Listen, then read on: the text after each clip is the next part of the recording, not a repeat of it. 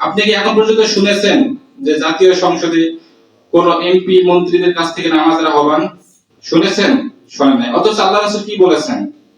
বাল্লিগু আন্নি ওয়ালাউ আয়া, তোমার ইসলামের একটা অক্ষর জানলে সেই অক্ষরটা অপরের কানে ছড়িয়ে দেওয়ার জন্য চেষ্টা করো।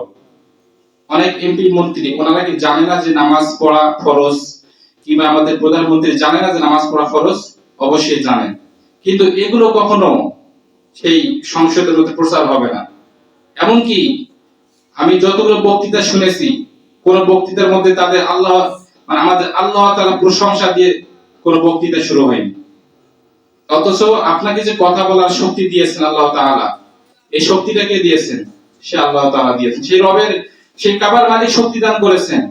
সুতরাং আল্লাহ তাআলা যে আমাদের আদেশ দিয়েছেন আমাদেরকে আমরা নামাজ পড়বো এবং অপরকে নামাজ পড়ার জন্য আদেশ দেব, তবে সেখানে আলেমদেরকে কিভাবে ধরতে হবে, কিভাবে আলেমদের এই মানে কোরআনের মাহফিল, কোরআনের হক্কাদার বন্ধ করা হবে, সেগুলো বিষয়ে মানে কথাবার্তা হয়।